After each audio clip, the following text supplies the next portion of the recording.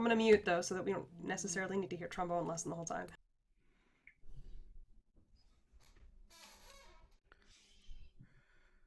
Hello. Hello, everyone. We're still waiting for the Zoomer Rebbe, Lex Rothberg, to join us, but we can get started. So first of all, great to see all these great familiar faces. Everybody can hear us well? Okay, good. One person's okay. So we have two co-hosts, and we're going to start with Molly May from Rodef Shalom, who's going to lead us in with a song. Oh, you really are jumping right in. Look at that.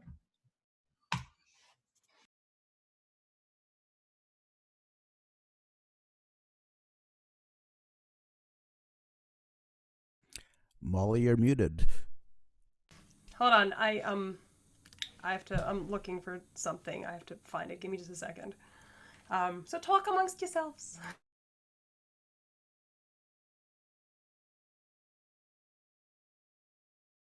Hello, Molly. How's by you?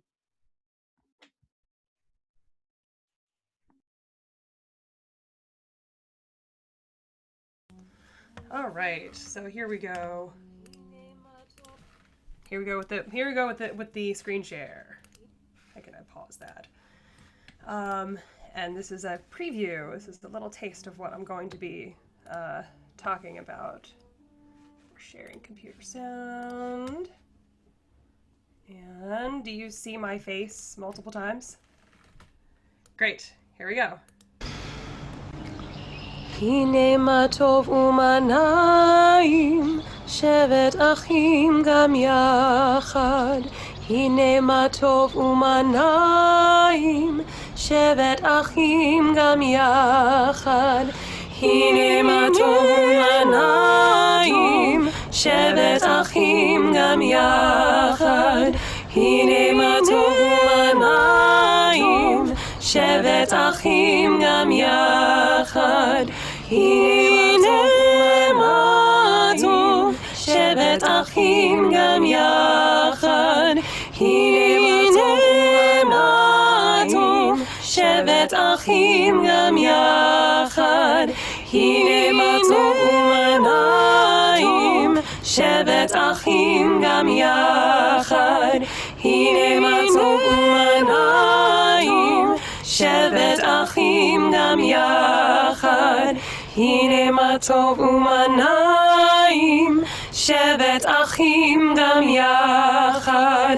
הנה מה טוב ומה נעים, שבת אחים גם יחד.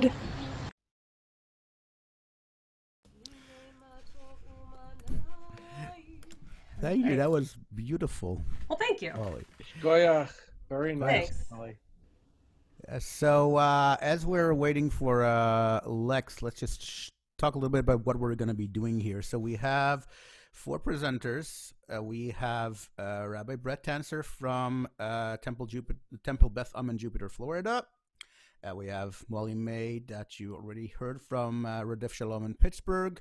We have Lex Rothberg from Inbound Judaism, who is going to be here at some point, but not now.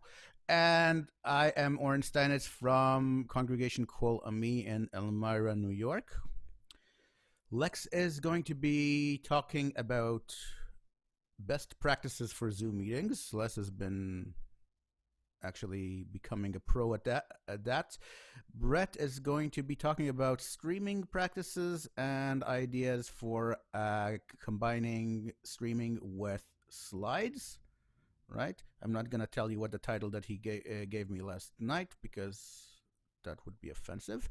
And I am going to end with some recommendations for streaming gear on a budget. I've been getting a lot of requests for these recommendations. So this is what we will end with. So Lex was supposed to start, but he is not here.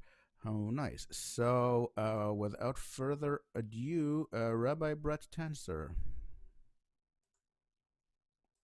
Oh, really? Okay. I was I was prepared to go after Lex. Let him make all the mistakes first. So I was going to come up with like a big presentation of how to talk about some of these things. And I don't know, in the last couple of days, I think I realized that there is no real way for me to present about this, at least not easily, okay? What I thought we would do is, I wanted to see what everyone is thinking about, and then maybe I can talk a little bit about it rather than just telling you all that is available in the wide world of streaming, which is a lot. Everything from free to, you know, $10,000 or more a year. And then when it comes to things like slides and other things like that and combining them, you have a lot of options. And so before we really jump in, is there anything that people are thinking about? There's specific, oh, Jerry, okay. You gotta unmute yourself. Oh, there you go. Yeah. Hi, Brett. And Lauren, again, thank you very much for all of this. And Molly, you know, I'll see you in class. The question that I get all the time and that comes to me in the middle of streaming when my bandwidth goes in and out and so on and so forth is the sustainability and the platform itself. How can we get something that's stronger, that's more stable, essentially? Because I think that I was an early adapter in that we've been talking about this in my shul for the last 3 weeks already. And we're looking for some stability for the Yamim Noraim, and I don't want to spend $10,000 on that. I don't have that, but there's got to be something bigger than Zoom. So yes, yes, there is something bigger. There's a lot of things bigger than Zoom. Zoom is a specific platform for a specific purpose, and Lex will talk more about it, but it's a very specific platform that was designed in a very specific way for people to meet virtually, right? We're not using it for that in most cases when it comes to worship, but most of us, I mean, how many of you have had board meetings already on Zoom? Some of you may have religious school, or we have a preschool that's on, you know, spend some time on Zoom every day. Services is an interesting animal. So I want to tackle a couple of things that Jerry brought up. So the first is bandwidth. Bandwidth has nothing to do with what platform you're on. It has nothing to do with where you're streaming to. That is a pure hardware technical problem. And it's one that there is not a great solution to. So if you are streaming using Wi-Fi, I would recommend against it. The other thing is that just because your webcam or the camera in your sanctuary or on your iPad or your laptop can stream in 1080 or 4K, right? Things like Facebook don't allow it. So Facebook will only allow a maximum stream resolution of 720, right? Which is like high def, but not quite as high def as 1080 or as 4K. Other platforms like YouTube do allow it, but it depends on where your people are watching from most of the time, right? If you know, for instance, that 95% of your congregation is on Facebook, then great, right? You should stream to Facebook. If you want to make things more complicated, you can stream to multiple places. There are a number of restreaming platforms now that will allow you to send your stream kind of to everywhere all at once. The deal with the bandwidth, though, is if you have a computer with an Ethernet cable, that is how I would recommend doing it. And to make sure that you're not broadcasting in a resolution that's too high for what you have. The only other real solution is to upgrade your cable or to upgrade your internet access, which right now is easy, but ongoing, it's a challenge if you have to purchase higher upload and download bandwidth just to stream your services. It may be a hard sell, right? Depending on where you are, different options are available, but they can get expensive. What I would say is you should have, let's say, 10 to 15 megabits going up, and you should have 3 to 5 megabits downstream. You shouldn't need that much at all, but at least that'll give you enough of the backbone on your own system to be able to stream without having any kind of the cutouts, right? The stream won't cut out, or you won't have lags or things like that. Does that make sense? Does everyone understand what I was talking about? All right. So, all right, what else have people been thinking about? There's a question in the chat about There's a question in the chat. About communal singing. So, all right, I'm actually testing a platform this week to see if it works for the purposes of music. Molly's going to talk more about music-y type stuff in a bit. The real answer is, like, from a physics point of view, no. Like, there is no real way of communally singing. But some people have gotten very, very close. The problem that most people are having right now is that Zoom is not configured to be able to allow people to all talk at the same time or to sing at the same time, right? There are some settings that can be tweaked, and maybe Lex will talk about them, so that you can allow multiple people at the same time to be speaking. Otherwise, what Zoom does is it focuses in on the loudest person, right? So if you have, some sopranos who can belt, they are always going to be the one that Zoom thinks is in charge, right? And will basically mute out everybody else, or at least lower their volume significantly. The other big issue is that there's a latency, right? There's a lag. It can be anywhere from, I don't know, 1 second or less, but it's enough that you'll start hearing, yes. So there are, like you said, Zoom isn't made for this. What about, so Facebook Live and YouTube Live and other dedicated streaming services are not meant to allow people to do stuff like that. That's not how they were designed. It was designed with, you have a video or you have a video signal, you are sending it out into the universe, and it goes where it's going. It wasn't really meant for this person at home here and this person at home there to all jump on at the same time and be able to participate.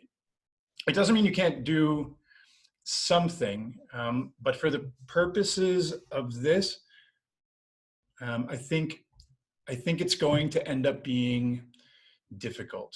What I can tell you what some people are doing, which is that, right, they'll mute everyone when they come into a Zoom room, and then at the end, they'll unmute everyone, right? So people can say Shabbat Shalom or whatever else. It mostly sounds like noise, but that's, people feel like they can say hello. I just saw someone go through a Friday night service through Kabbalat Shabbat, and at the end, he unmuted each person in session so that they could talk and be heard without being cut out because there were too many people talking at the same time. You can also choose which window is the active speaker window. You can kind of cycle through so you can see everyone. But yeah, the comparables to Zoom are Google Hangout, Group, FaceTime, Skype. That is true. There are some others in there also. But those are good. Those are the good ones. Google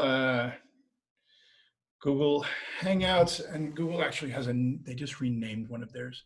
Google Meet. Is what? They just Google Meet. Yeah. It's it's actually it's much more secure and some other stuff than Zoom is. But at this point, if you're using one platform, I would stick with that platform. If that makes sense. Yeah, everybody okay?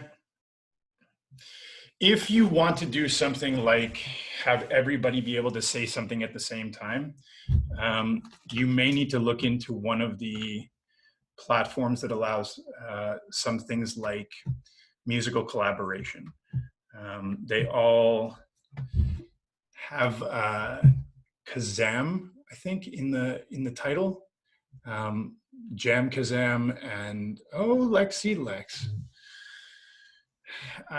They have the ability to decrease the latency, but it really wasn't meant for people to say the Shema. It was really meant for drummers to be able to keep time while other people are singing or playing. First. The other big thing to think about is what's your knowledge level, right? And what do you actually think that it's possible to bite off? And this is going to be true about the other stuff that I'm going to talk about as well. But most synagogues do not have a mega church backup crew, right, that can be running everything. And I've been doing this for a while now, so I have more than just Corona time under my belt. But it becomes a challenge. And so like on any given service, there are like 3 to 5 different people working behind the scenes during the service in order to make it happen, right? So it becomes a question of why, and then I'm going to shut up because it's like we're like running out of time. Why are you streaming, right? If the answer is just because people can't come to my building, and so I'm going to give them what happens in my building at home, that is a good reason. If the reason is because you want to engage your people at home, that is another really good reason. Those two things don't necessarily have the same requirements or expectations, right? And so it's important to think about that. If you're engaging your congregation, who is manning the chat, right? If you're leading services using Zoom, who's making sure that people can't unmute themselves, right? Things like that, making sure that your settings are set properly. And then when we get into the world of slides and things like that, it gets more complicated. But think about what is actually possible, right? I know people who lead from the Bima with an iPad and will follow the chat, right? They will follow the chat. The tricky thing about that is that you are usually about a minute or more delayed from the time that the words leave your mouth to the time that they show up on Facebook. Facebook requires at least 30 seconds of leeway before you'll start streaming. So if you ask people for the Misha Berach, like you want names, it could be like 3 to 5 minutes from the time that you ask them to the time that they're actually having the opportunity to write the names in. Right? There are lots of clergy who are not so great about multitasking. And so if you're leading a service, can you actually look at the chat? Can you do those things? Do you need someone else to help you? And then you should never, ever, ever just plan to go live at a specific time.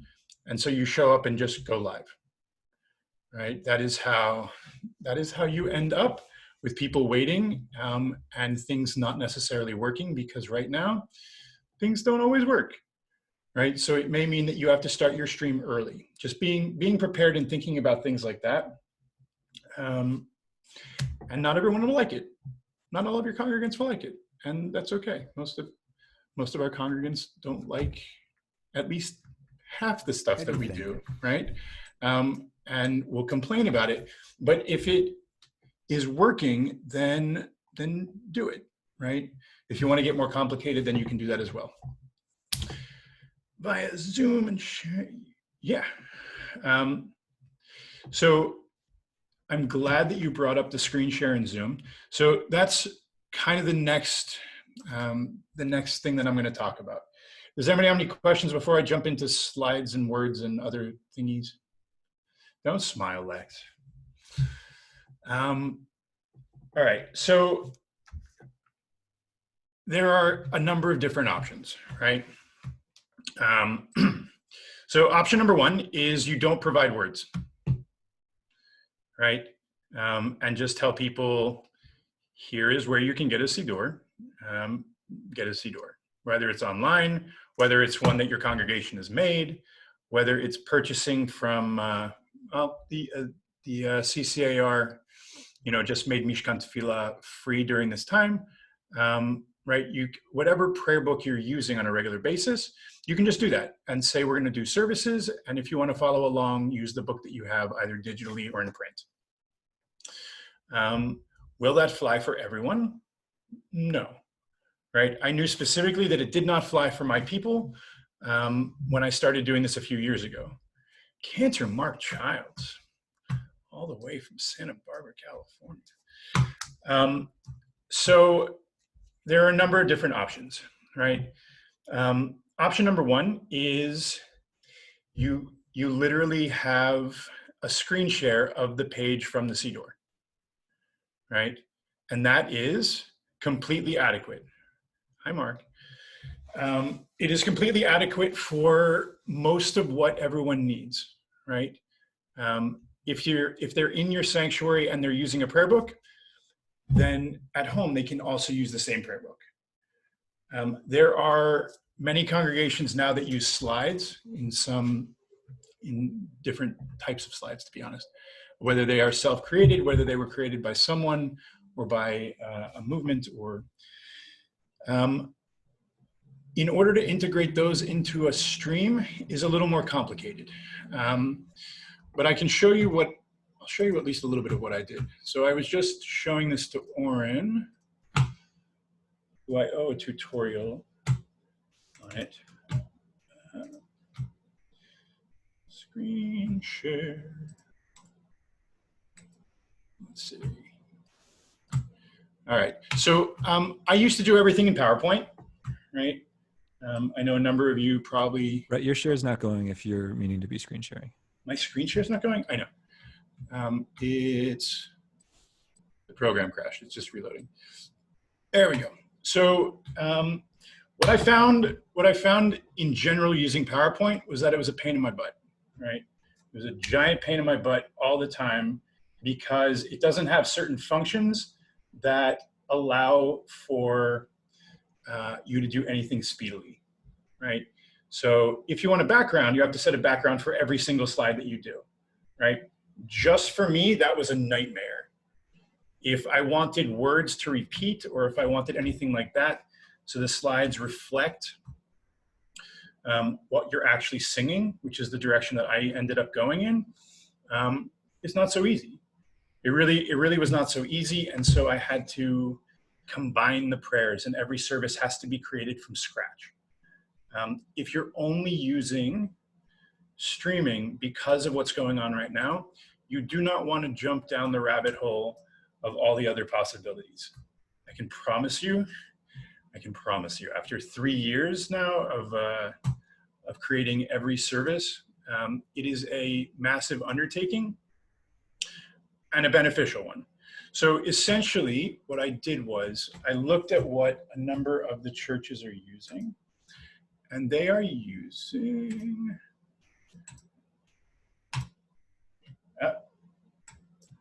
the window I selected is invalid. It's not. Come on, there we go. So this is a program called, can everybody see it? All right, this is a program called ProPresenter, which was basically cooked up by a couple of guys in their basement who worked for a church in order to do the screens in a way that made sense for what they were using on a regular basis. Now, the cool thing, it is available on Mac and PC. All right. So for instance, if you can see, family, Shabbat, April.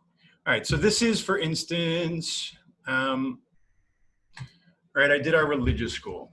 I did our service, I did our religious school music time. And the way that I set it up is you create essentially all the lyrics and you can put them together so that first you'll notice backgrounds carry across. Come on. Okay. So it's possible to do it this way, right? And a background will stay forever.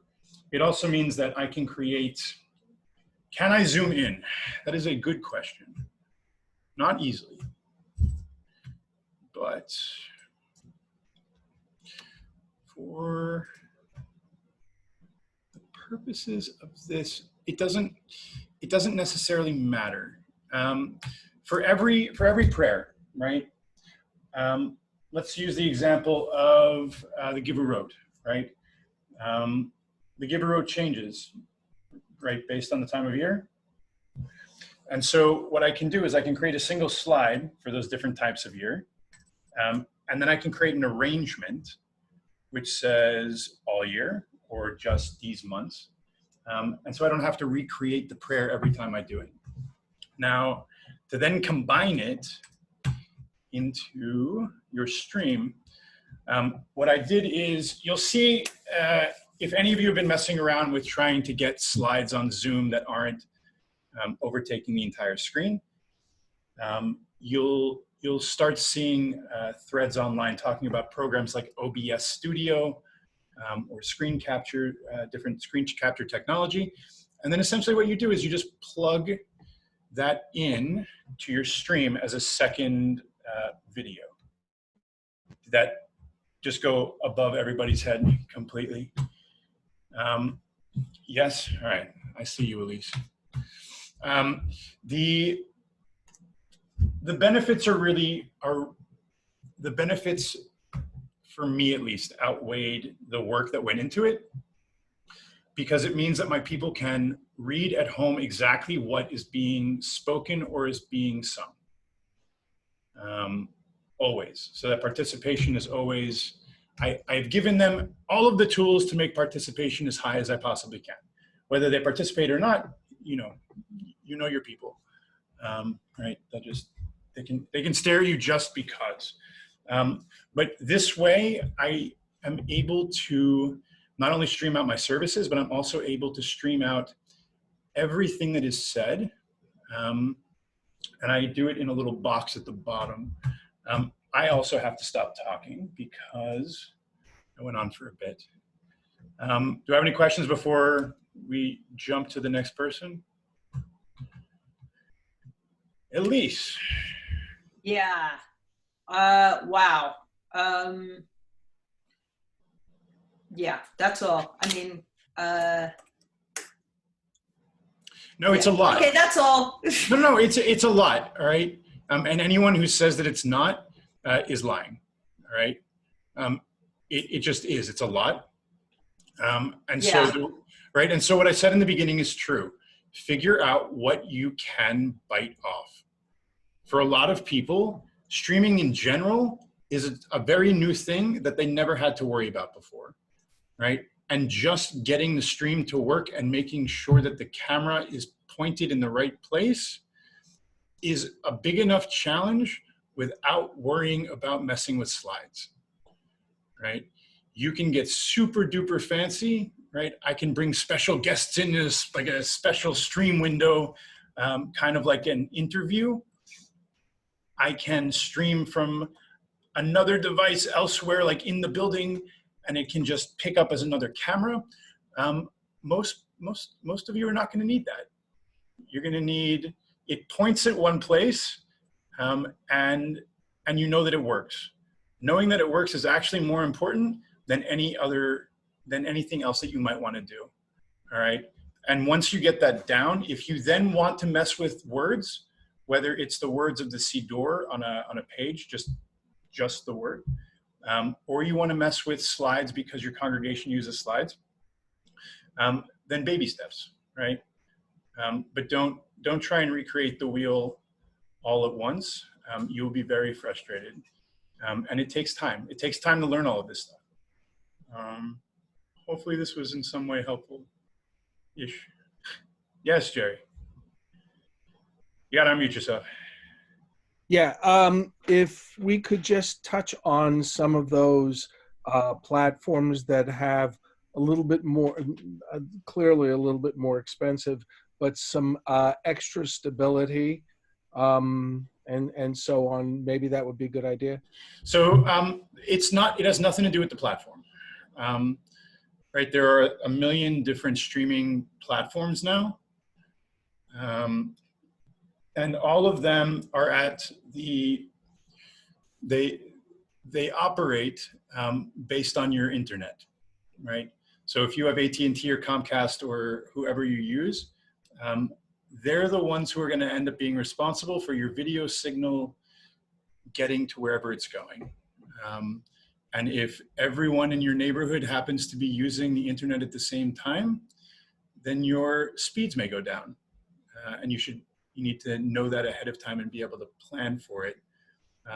The first step is really to switch to an Ethernet cable. As much as I like Wi-Fi and the ability to move around, it's just not fast enough for live video at that rate. At least not yet. Yeah, anybody else? All right. If you have questions, like I'm around. I'm easy to find. Warren? It's really good. Thank you. Thank you. Thanks, Brett. I know it's a lot to digest. I'm gonna be mentioning a lot of a bit more stuff about the technical issues in my talk. But first, let's move to the Zoomer Rubber to Lex, who is joining us. Hello. Okay, so I just changed my background. This was fun for me, but it's also meant to make a kind of point. And I'm also going to ask people to, I'm not even going to ask you. I'm not going to ask you to go to speaker view. I just spotlit myself. I'm very selfish. What did I just, I apologize for being in like teacher educator mode with a bunch of educators, but just, go with me. What did I just do? Like, why? Potentially. What are some potential reasons? And you can unmute yourself. Just made yourself the center of the action, like so that we could all see you. Yes. So I spotlit myself so that it is on me, and you actually, correct me if I'm wrong, you don't have a choice. You are seeing me, correct? Like you're seeing big me now, right? Yeah. It's visually more interesting. Great. Background. But with the background, every time you move, there's this shimmering, it doesn't capture. That's true, yeah. That's the disadvantage to those backgrounds. It's only a disadvantage if you don't have a green screen, which I don't. The green screen actually takes that away and might be something worth having for high holidays. But you're right, it is a different experience. What I was trying to do is a couple of things. One, we had a transition point, and I turned my video background right as it was being passed to me, and I didn't even have to say anything, and it was clear that I was, unless I was being disruptive, which Brett knows I do sometimes, I was doing something that didn't require words that shows, this person is up now. And I think often with services, we all know this as, daveners, leaders, like having ways to pass leadership without, your turn now, can be an important thing. So virtual backgrounds are a way to do that. I also chose on purpose, I actually looked up this, I just typed in on Google, like cosmic or funky Zoom backgrounds. I literally just typed that in on Google and found an image. And I chose this one because I think for a variety of purposes, virtual backgrounds are a really important potential tool where without words, you can just make a mood shift. You can just shift what is happening in a moment by what is behind you. So in me choosing this rainbow funky background, it was probably clear to you that I was not going to be like, I don't know, a certain set of tones that could have possibly been my default presentation style were not going to be the presentation style. This was going to be informal, funky in some way. Okay. So I'm going to turn off my virtual background for a second. But basically, we none of us has a lot of time. And like Brett said, there's like so many things that are worth learning. I'm unspotlighting myself. There's so many things that are worth learning that I'm just going to try to hone in on a couple of things, which is one pitfall, I think, of Zoom meetings is that it's very easy to think that every Zoom room is sort of the same as every other. It would be as if you walked into a 20-person classroom set up in a circle, and you walked into a 70-person classroom set up in rows with a blackboard at the front, and it felt to you like those were actually the same and you couldn't see any differences. And so what I mean by that is right now there are a bunch of settings that are turned on for this Zoom room that could be other settings. And so knowing that there's not necessarily a right or wrong for all of them, but it's important to know what your territory is. In the same way you'd want to know for anywhere that you're presenting, anywhere that you're leading services, just sort of what the room setup is. And so like one interesting thing happened when Brett was presenting. So, and I'm not saying this to pick on Brett, but like, so Brett went to screen share and Brett was designated as a co-host, not the host. The setting of this room, which I can see as a co-host, is that before I changed it, it was set so that only the host could screen share. So if Brett had tried to screen share when that was turned off, it wouldn't have worked. I switched it. I didn't say anything. Nobody knew I did, and that's part of the importance of having, I think of them as gab eyes, but like digital gab eyes that are doing that kind of thing. Is so people don't always have to be told, screen share is turned on. A few folks like me are designated to do so. But so I turned the screen share ability on for participants. Now, right now, I'm turning it off. So if you wanted to screen share, you couldn't. That's just a choice that you would make. You just want to know which choices you've made. So it's important to like go into a mock Zoom room, just make it with whatever account that you're planning to make your services with, and just see what the defaults are, because then you can play with them and change them. But if you've got the chat box turned off and you're hoping to have, if you have chat between participants turned off, such that, or chats turned off so that they can only chat to the host, and then you want to do a roundtable discussion with people commenting in the chat box, that won't work. It would be, and to me, that's equivalent to being like planning for a 15-person event with a roundtable conversation, but then there's 90 people there and you obviously can't have the same kind of roundtable conversation. So like right now under the security tab, which I can see as a co-host, it says what participants can do. Right now you can chat. So if people want to just chat some stuff, it can be arbitrary. Send it to everybody. Yes, perfect. I see a raised hand. Great. So yeah, I'll unmute you. It's There. great. Thanks. Yep. So I have a question that crosses between last conversation and this conversation. Mm-hmm. See if I can say this succinctly. Assuming that no one can gather in a space, whether you have 50 people or 100 people or 1,000 people. One of the questions I have, both based on what you're saying in terms of all the settings and all of that, and based on the question of platform, is for the basis of what we are doing, which is mostly a frontal, if we choose, right? Because there's all kinds of conversation about what we're doing. But if we're choosing to do a mostly frontal presentation of a service, I guess I'm wondering, based on what you're saying, Lex, whether Zoom is even remotely the right one to use. Mm-hmm. No, that's a great question. So what I'd say is it is potentially the right one to use, and this is going to be my refrain, if you have the right settings. So I work for Jewish Live. That's what I've been doing a lot of lately. And so we've had a variety of different styles of events. One of the first choices that we make when we're talking with somebody who's running a new program is this a meeting or is this a webinar? That's a really core distinction.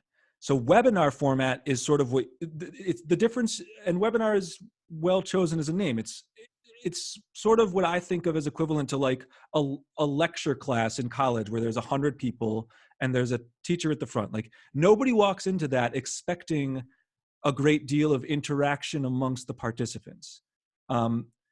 If you walk into a class that's set up around a table or where there's a smaller number and they're more oriented towards one another, to me, that's sort of equivalent to a meeting where right now we're in a meeting. We can all see each other. I, as the host, have some control over how you see sometimes, but like, I think webinar format works for what you're describing in certain ways, as does live streaming without having everybody in the room. So if you're not really looking for people to sort of interact with one another so much, but your goal is for folks to be, and I don't want to use like crass, stale language for this, but like watching, then it's probably not meeting format, because the point of this is really, it's as if we're arranged in a circle. Like we all are meant to be seeing each other. You want to look to webinar format or to another streaming service or to live stream. But anybody notice something that happened, by the way? So I was having folks chat. Somebody send a chat to everyone right now. That is correct. You cannot. I turned it off. It is set so that you can only chat me as the host. Or sorry, it's only maybe host and co-host. Let me check actually. In the bottom right, when you're host or co-host, there's a little ... and it controls who participants can chat to. Right now, I'm switching it back to everyone publicly. So this is actually a really important tool, because as we all know, when we're leading services, it's not always like one modality the whole time. You want to be sort of in, for lack of a better term, this is stale again, but like presenter mode, where eyes are on you or a couple of yous, and people are singing along or participating. But then maybe you want to open up for group conversation, and you might want to use the chat for that. So you might not want to have chats going through all the time to everyone, which can be distracting if your goal is really to be sharing like a melody or something like that. And so you can turn the chat off at that moment, or turn it so that they can only chat the host if there's like a problem with the technology and they need to let you know. When you turn on the chat, from my perspective, that should be intentional. It should be because you want, or at least want to allow, chats to happen.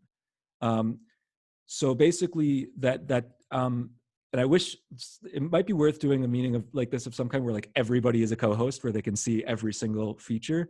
But what I'll narrate to you is that there is in the bottom right, when you have participants chosen, a ... that controls all that. So right now, everyone can chat publicly and privately. The private chat is a way for people to just check in with their friends and not have everybody else see it, which you may want to turn off, by the way. It's the equivalent of like crosstalk in Shul. Like sometimes that's great. Like people go, there's the classic, you know, some people go to talk to God, others go to talk to Garfinkel. Like maybe that's the point. Maybe the point is you want people to talk to God. Not that we're God, but like then you turn off the private chat. So basically, I'm going to wrap up because I also want to be courteous to the next person. But basically, the core of this is just know what your settings are. Just open up a meeting with whatever default you're using and poke around and see what the options are that are chosen, because you can change a ton of them. And it's not that any is correct universally. It's just as the person facilitating a space, it's the same as, you know, thinking about the staging or cinematography or any of those pieces, right down to the virtual backgrounds, which are, you know, a piece you could use. You could make an entire slideshow that's not a slideshow, just a virtual backgrounds that you associate with different prayers. And you could set mood shifts with that. You could do all those things.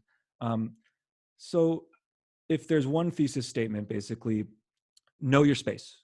A Zoom space may seem like it's just, I've been to 47 Zoom meetings. I know what the flow is, but there's actually a lot of little differences that I'd equate with like real life orientations that differ in a room versus a seminar hall versus all of that. So that's all.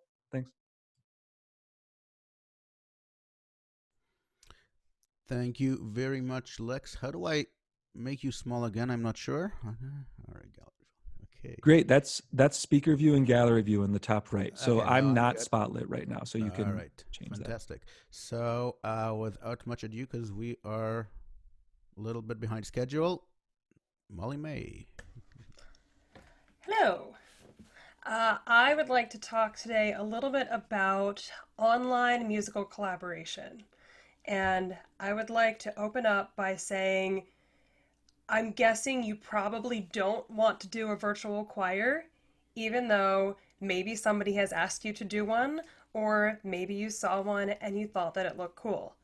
I'm here to tell you that you most likely do not want to do a virtual choir, and you have to come up with ways to indicate that to the folks who are asking you to do one, that no, you actually don't want to do one. Let me explain. First, on a personal, kind of a personal level, an interpersonal level, if you direct a choir, as I do, you probably have within your membership a bunch of folks who like to sing. They like to sing together. They like to socialize with the folks, and they work on their music. They work hard. They grow as musicians, and they did not sign up to be soloists. And they did not sign up to have to produce a product that requires them to sing something perfectly for a minute or 2 minutes or however long it takes for them to contribute to their virtual collaboration. They just didn't sign up for that. And they probably just really miss hanging out with their choir friends. So a virtual choir is not the solution to your choir missing their rehearsal time. So that is probably the most important thing that I have to say to everybody regarding collaborative music making online. However, as you saw in the opening for our presentation, there are some options for collaborating online. The first thing that you had seen earlier was a video of me singing with myself on a program called Acapella, which currently is available for phones and tablets only. So it's available for iOS, it's available for Android. Currently it does not have a PC or Mac option unless somebody knows differently. Yeah, so that's that. I want to show you a video of something that I did on Acapella where my accompanist sent me a video. Actually, I recorded his video off of Zoom because he was having trouble sending me things, so his video quality isn't great. But he sent me something, and then I dropped it in Acapella, and then I sang over it. So I'm going to share that with you now.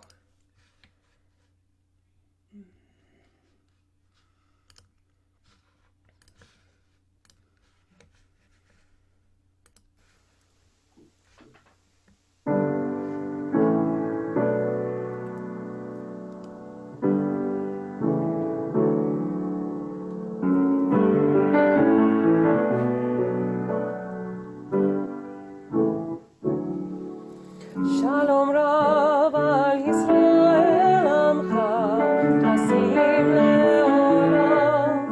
Shalom Rav al Yisrael Amcha Tasim Leolam.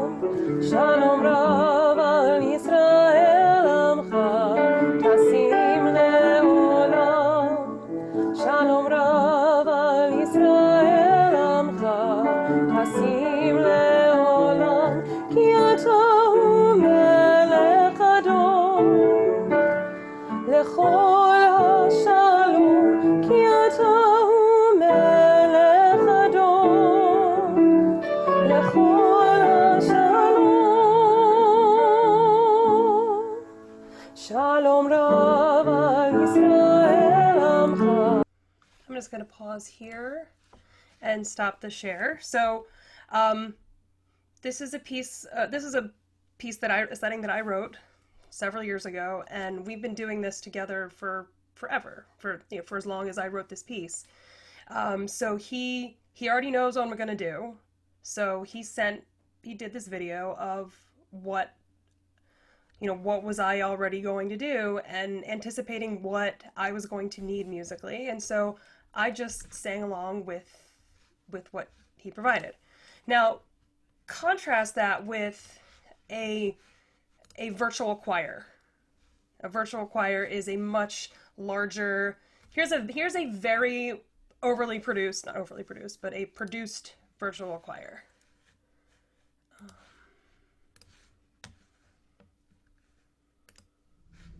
I'm Matthew Lazar, founder and director of the Zamir Choral Foundation.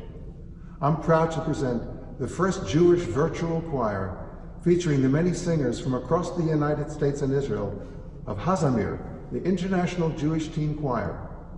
Enjoy this musical celebration of harmony and unity.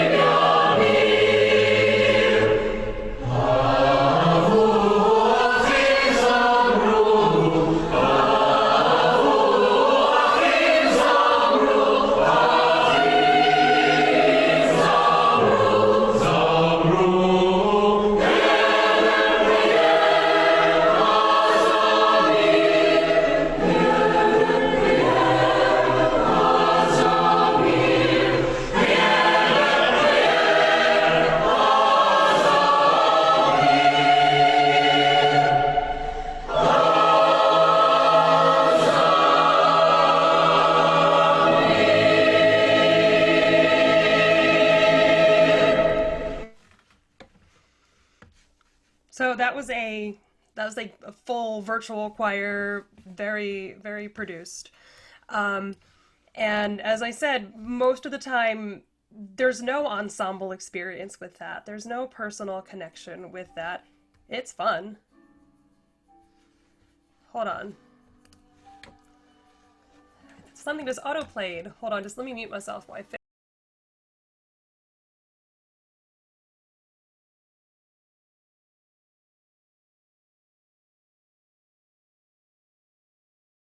Yeah, just autoplay the next song.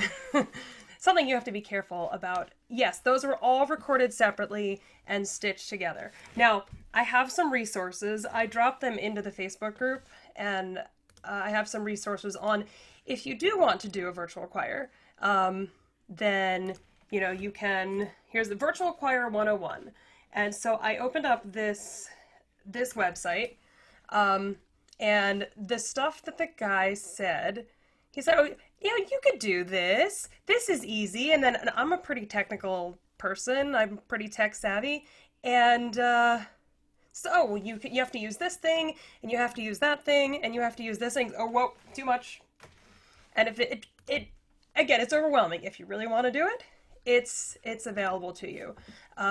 The collaboration using something like Acapella is a lot more feasible. It's it's just a little bit easier. Additionally, I've done collaborations where I've just had pre-recorded accompaniment and played it over a speaker. Very, very super simple. Molly, excuse me. Yes. That's what I was going to ask you. What the first thing that you showed us through Acapella, you had a video of your accompanist, and I asked, can you do that as well with a sound recording? As in just create a sound recording together? I'm anticipating that my accompanist will have a heart attack if I ask her to record herself video, record herself playing the pieces. But if she just pressed, record on her phone and sent me all those, links, and I just pressed, or I had somebody just press play when I sing, either in Acapella or in whatever platform I use, because I don't know yet based on my space availability. I just want to know if that's possible during doing Acapella as well, or is it only the videos? No, you can. I haven't tried it, but I mean, I'm pretty sure that you can. Yeah, I'm pretty sure that you can. You can collaborate with audio files in general. There is an online digital audio collaboration program called Soundtrap. As I said, my accompanist recorded a few things that I've used in our services that I'm doing from my dining room. Mostly we take turns. I accompany myself on guitar. Sometimes he plays things and sings, and usually it's one window, but there are a couple of things where he's given me a recording and I actually play it over a speaker rather than worrying about mixing it. Yeah, Jerry? Whoops, there you go. Got you. Yeah, when you do play the music over the speaker, and this may be spoken to when Oren gets into the act about hardware, and using the external speaker sometimes cuts out the sound, and you have sound bites of a song, and sometimes the voice kind of gets in the way of the recording and so on. So I see what you mean. Well, in my case, I have all kinds of weird equipment in my house. So I have this large block rocker speaker that I used to take to baseball games back when sports were a thing. And so it's a Bluetooth speaker, so I play over it. It's totally separate from the rest of the operations. It's not, it's a kind of a low tech option.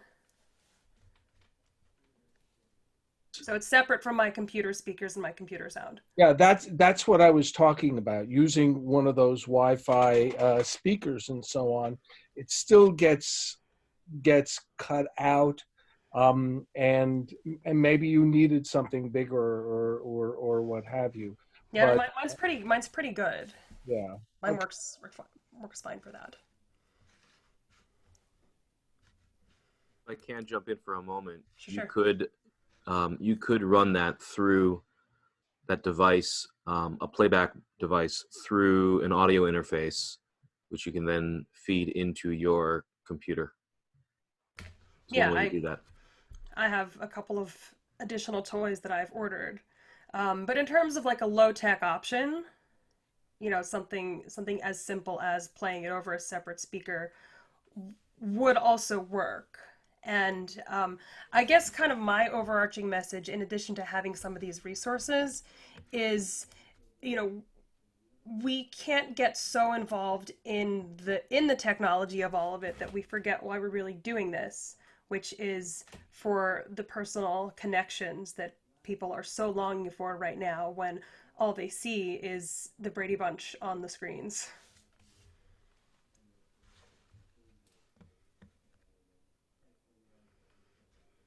So I'm happy to be a resource to anybody who wants to talk more about particularly the Acapella app and audio multi-track recording, stuff like that. I'm happy to talk with anybody further about that, but I'd like to pass it back to Oren. So thank you. All right, thanks, Molly.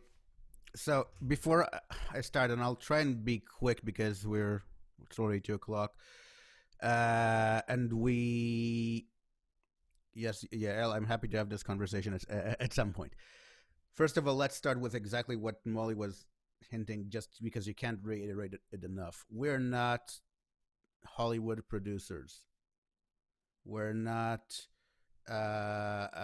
musical producers for, I don't know, for Miley Cyrus or whoever is big right now. Who knows? This it's not Shul TV. Yes. I can only speak for my congregation, but they are so grateful for anything that we give them right now.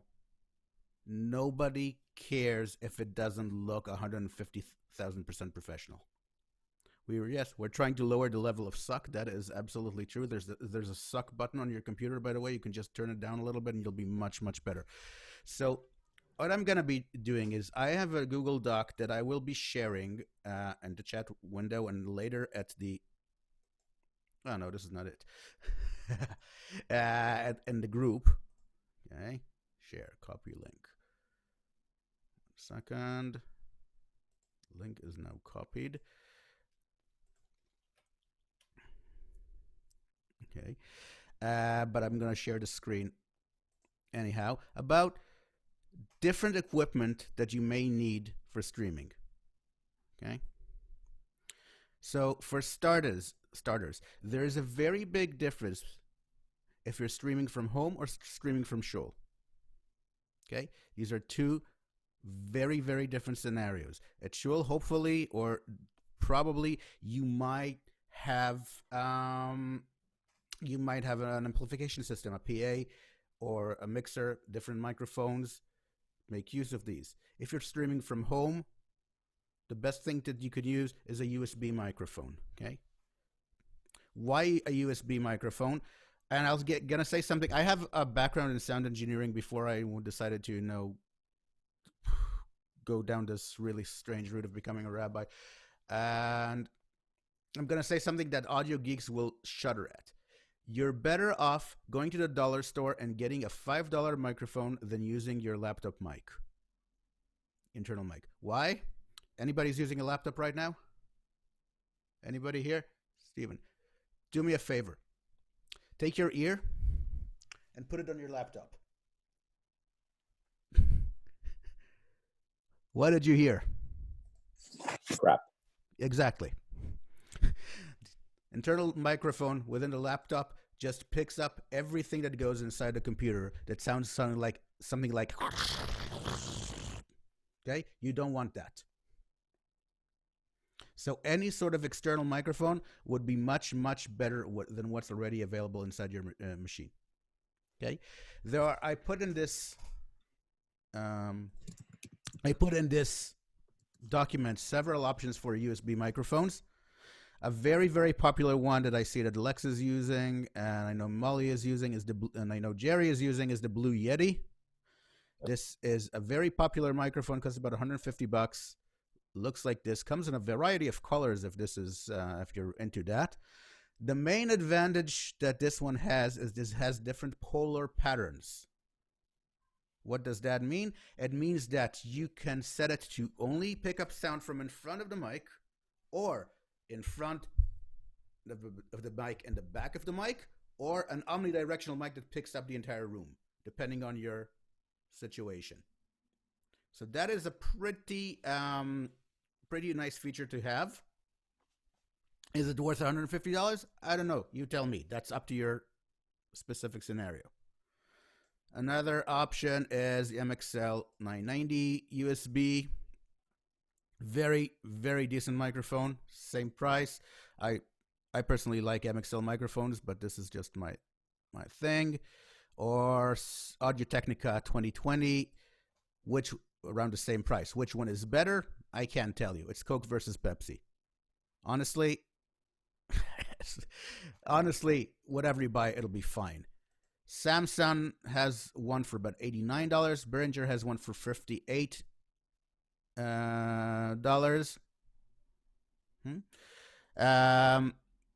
Yes, exactly. Riel, what you're asking is, does that make sense if you're a musician or in the same room with one mic? Yes, it might. If you have one microphone, yes, you might want a figure eight or an omnidirectional one. It can work. A lot of people who are audio geeks will tell you to stay away from Behringer. That is because they are basing this on the very poor quality control that this company used to have in the late 90s and early 2000s. In Israel, we used to call it Ot Kiryat Malachi, basically like a tech school. Like basically it was the gear was assembled by teenagers or something like that. This is no longer the case. It has not been the case for about 10 years now. They're producing fantastic equipment for very, very low prices. I would have no problem recommending Behringer products. Highly, highly recommend them. Very, very, very easy on the pocket, and that might be what we're needing, because nobody has spare money right now. If you already have microphones, if you're in the shul, for instance, or if you just like collecting weird gear like myself, then maybe you need an audio interface that will allow you to use them as your computer microphone instead of getting a separate USB one. So again, Behringer has two options. There's a very nice one with two inputs, $418. Not a lot of money. You can get one for a little more than that, for $178. That'll allow you to use 4 microphones. I don't know how that works with social distancing, but yeah, maybe. Right? You know what you need. I don't. You know how many musicians you're going to have at once, or how many people you're going to have at once, etc., etc., etc. A little bit about the video stuff. If you're streaming from home, any webcam that you buy would probably be fine. The problem is that right now it's very, very difficult to find webcams that are available. Webcams and USB microphones right now are like toilet paper in the first days of the pandemic. Nobody has them. So if you find one, just order it and be happy with what you got. If you're talking about streaming from a shul, you will probably want something a little bit better than a USB webcam. You would probably want to buy a regular video camera, a camcorder, and hook it up to your computer somehow. So in order to do that, for instance, this Canon camera here is highly recommended by all sorts of church audio people that I looked at YouTube. Costs for $179 refurbished, or a little bit more new. How much is it? $220. Okay. These cameras cannot just cannot plug into your computer. You can't just plug it in and use it as a webcam. You need something else. You need either a capture card or a converter. These things tend to be pretty expensive, but right now there's a new option that is supposed to be a game changer in church streaming and synagogue streaming, and these are these little machines here, the Black Magic Design ATAEM Mini. It's a very catchy title, right? Oren, can you screen share again? I did not screen share. That's a problem. You cannot see it without screen sharing. How about that? Okay, so this little thingamabob allows you to get 4 different cameras or 4 different sources into your computer, and even do what's called picture-in-picture. Like, for instance, if you have a computer showing the lyrics or the Siddur, you can put it on the screen in addition to your own picture. You can cut and transition between you and your Siddur. You can cut and transition between several different cameras. All of this without really having to use complicated programs like OBS. You don't have to get a master's degree in video production in order to use that thing. It basically, Zoom or Facebook Live or whatever sees it as a webcam. Basically, whatever you show on this machine, this is what Zoom will be able to use. Again, the biggest problem with it right now is that they're out everywhere. They're all in back order. So if you think this is something that you're going to be using for a high holiday, start thinking about getting one. There are 2 models. One that will allow you a slightly better quality because it will do all the hard work for your computer. Yes, it's a lot to juggle. You want to list your coworkers. Yes, absolutely. You do not need to do everything yourself. Actually, you can't do anything yourself. Contrary to what people may think, rabbis and cantors do not have superpowers. I know that our congregants sometimes think that we can be in 17 different places at once. Trust me, I tried. Get your kids to help you. Get your spouse to help you. If you're in the shul, if you have a few people there, yeah, get your digital gabais. Try to strap one. Okay. Well, it depends on the dog, right? If we're during the high hose, we are at the point that we can have more than 2 or 3 people in the shul. Get some of your teenagers to help you. They'll be happy to play with the video stuff. They'll be happy to change slides. Give them $20 an hour. They'll be 100% happy. Don't try to do everything yourself. Okay. The same document that I have here, where is it? Has some recommendations for basic tripods that you're gonna need because you can strap it to your dog, but they're unpredictable. And 2 options for refurbished computers that are strong enough to run all that fancy stuff for not all that much money. Basically, if you're starting from absolutely nothing, you can probably get by with about spending something like $1,800. If you don't have a computer that's good enough for streaming, if you don't have a camera, if you don't have anything, a Stream Deck yes, this is the Ellie. This is exactly what the ATAM EM thing is. This will allow you to do everything. No mouse, no keyboard, no nothing. You just switch from one camera, two camera, one camera, two camera, etc. There's the Pro model is about $600. The basic model is about $300. See what you can do. Okay.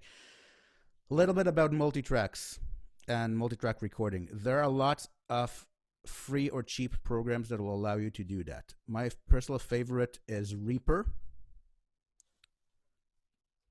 I'm putting it in the chat room.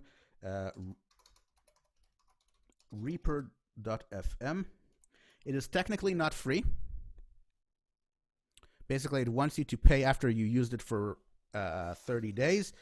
I'm not going to tell you that you shouldn't pay because it's very, very reasonable. It's $60. That's the whole thing. But after 60 days, all it does is gives you this little screen at the beginning saying, "Hey, by the way, you're stealing this program. This is not very nice." And it goes away after that. So you can keep using that. It is a very, very powerful program that may seem a little bit overwhelming at first, but honestly, if you know how to press record, rewind, and play, you can very easily do some basic multi-tracking with it. So this is a great, affordable way to produce accompaniment tracks, like Yael said. If you need help with this program, please talk to me. Very happy to help. Okay, maybe we'll do a Reaper tutorial over Zoom one day. I can show some very basic options. There are other programs. There's something called Audacity that I think is horrible, but a lot of people seem to like it. It is not that good for whatchamacallit, for multi-tracks. It's more like for producing only one track. A lot of people use Pro Tools. It's extremely expensive and extremely complicated, and it likes crashing. So I don't know why it's still the industry standard. Okay. Just GarageBand if you're a Mac person. GarageBand if you're on a Mac. I do not use Apple products. I already have one religion. It's enough. Okay. So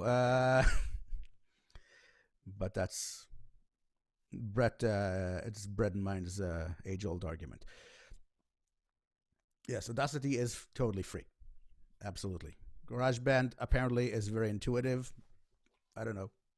Never used one of these machines. Whatever works for you. These are all just tools. They're not going to make or break what you put into them. right? If you're already using GarageBand or Audacity or whatever and it works for you, stay with it. This is not the time to learn 150,000 new programs. If you already use PowerPoint for slides, don't switch to ProPresenter right now. Trust me, I tried it last week. It's too much of a pain in the ass. Sorry. Adobe Sound Booth, great program, very expensive. Lots of stuff like that out there. We have a lot of resources in our, extended chevra here. Please don't be shy. If you need help with anything, ask. Somebody will help you. I personally commit to helping with anything that I can. All right. Use the teenagers in your shul. They know a lot more than we do. Use online resources. And again, I'll end with what we started with. We're not Steven Spielberg. This is not supposed to be 100% perfect. Doesn't have to be 50% perfect. If we can lower the suck knob, cool. They'll be fine anyway. Okay? Even if it doesn't sound 100%, doesn't sound 50%. If people can log in, fine. Well, it doesn't help to have awesome cams if your lighting sucks. Yes, probably. I don't know much about lights. I don't know. Brett, do you know anything about that? Well, I do. Most of the cameras that you're going to be getting for this have built-in lighting control, and so they can be adjusted. I would recommend that before you go and spend money on some lighting rigs to try and place in your sanctuary. It'll end up being a nightmare. Trying to figure out which setting the lights have to be on depending on where you're standing, all those different things. It's much easier to just adjust the brightness and things like that on the individual camera. Yeah, but if, like Oren said, if anybody has questions like this one or anything else, like please feel free to get in touch. I have like a 4 or 5 year head start on most congregations, and so I went through the process of figuring out what works and what doesn't, and what the reasons are behind that. And so if you don't have to make the same, little mistakes that I did, it will save you a lot of headaches. And I'm happy to be there to do that for you. Any specific questions? Yes, my lighting sucks here. This room is awful for all sorts of reasons, but and you can't even see how messy it is in the back. Okay. Any other specific gear-related questions, maybe, or anything? All right. So, Brett, are you supposed to end us with a song? I think so. Oh no, Molly was ending us. Molly wanted to end us. I don't know if that's true, but Fair enough. I think it was me, but I'm happy to defer to Molly. Molly. Okay. I'm totally not prepared for that. Here, have another screen share. Okay.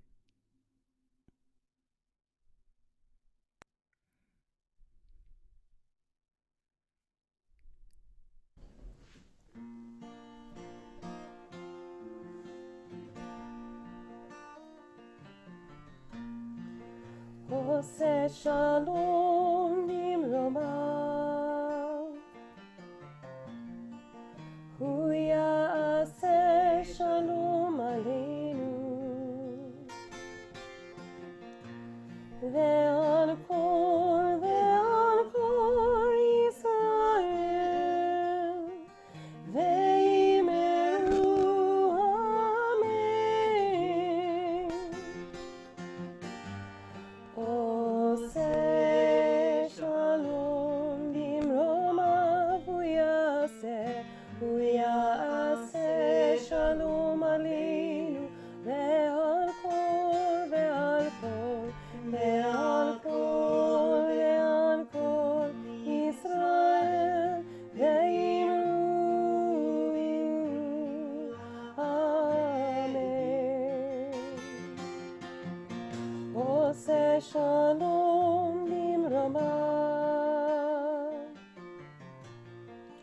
הוא יעשה שלום עלינו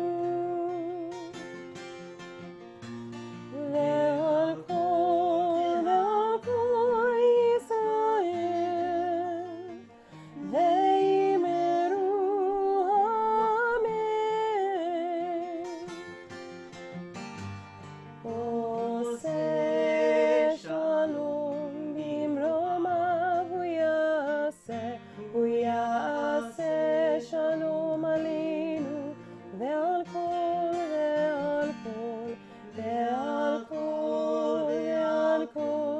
ישראל אמרו אמן.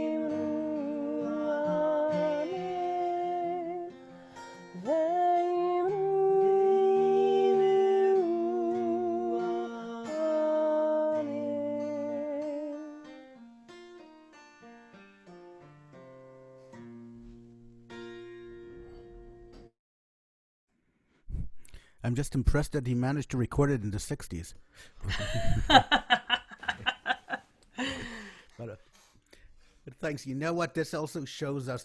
This is the video. Has backlit. The sound quality is fantastic, etc. And yet it is so nice because the musicianship is beautiful. Thank you. So let's keep our eyes on what's important. Yeah. All right. Well, thank you all for Jerry. Yes. And I want to thank you and Lexi and Molly and Brett and so on and so forth for doing this, because this is very, very helpful, and you've added so much more stress to my shoulders. You have no idea, but I thank you so very, very much. Thank you. Shkoyach. All right. Everybody stay healthy. Stay well. Molly, I'll send you an email. I got a quick question for you. Oh, sure. Okay. Sure. Thanks. This was great. Right. Recording will be up in a bit. Okay. Excellent.